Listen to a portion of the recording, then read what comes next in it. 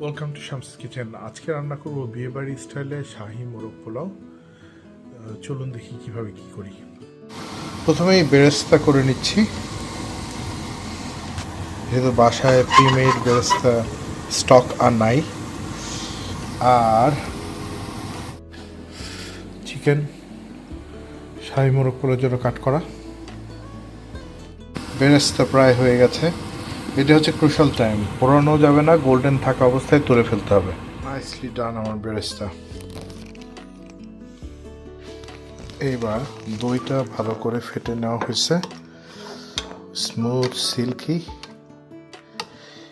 আদা রসুনের পেস্ট, কাবাব চিনি আর একটু গোলমরিচ, অ্যান্টেনা শর্ট হচ্ছে কাবাব চিনি, আর তেজপাতা, দারচিনি, এলাচ, আর হচ্ছে গিয়ে বাকি যে মশলাগুলো জয়ফল, জয়ত্রী, এগুলো সব পাউডার করে নিচ্ছি। চিকেন ক্রিম ইউজ করব, আর হচ্ছে টমেটো সস, আলমন্ড মিল্ক, সবগুলো একসাথে মেখে চড়াই দেবো আজকে।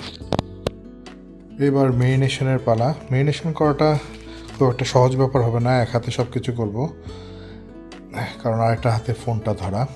তো আমি এই জন্য প্রথমে বেরেস্তা আর ইয়োগার্টটা দিয়ে দিয়েছি। এবার চিলি পাউডার দেবো। আমি কাশ্মীরি চিলি ইউজ করি সবসময়। দেখি, চিলিটা একটু বেশি করে দিতে হবে, কারণ এটা থেকেই মেইন কালারটা আসবে।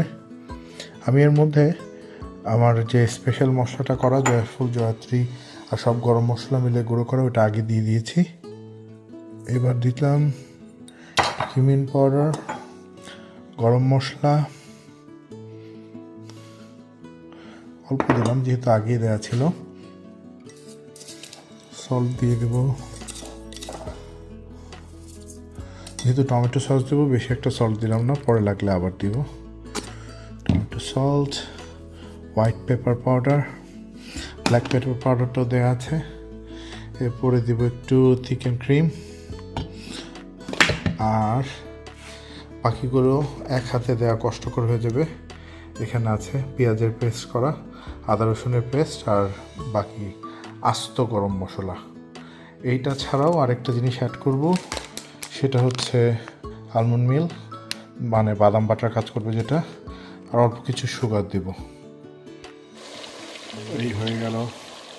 হালকা হালকা একটু ভেজে সম্পূর্ণ একসাথে সবগুলো চড়িয়ে দেবো। কুকিং চলছে এখনও।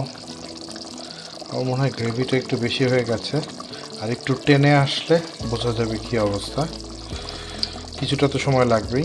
এই প্রথম আসলে শাহি রোস্ট বা শাহি পোলাওয়ের মশলা মিক্সগুলো ছাড়া, বাজারে যে শানের মশলা টশলা পাওয়া যায়, রাঁধুনি শান, এগুলো ছাড়া রান্না করছি। তো টেস্ট দেখে বুঝবো যে কীরকম হয়। এটা ইউজুয়ালি ওগুলো দিয়ে রান্না করে এখন সোজা হয়। পোলাওয়ের জন্য নিয়ে নিয়েছি 3 পট চাল। এই পোলাওয়ের চালটা ধুয়ে কিছুক্ষণ রেখে দিয়েছি এভাবেই ড্রাই হওয়ার জন্য।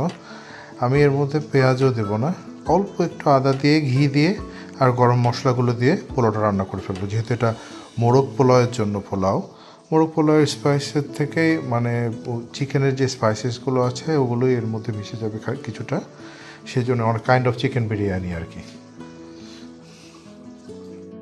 অল্প একটু জাফরান রং দিয়ে পোলাওটা মিশিয়ে নিলাম, পরে কয়েকটা পিস দিয়েছিলাম। এবার ডেকোরেশন করব।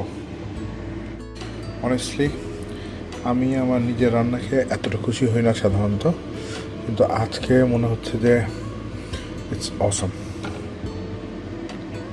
আসলে দারুণ মজা হয়েছে।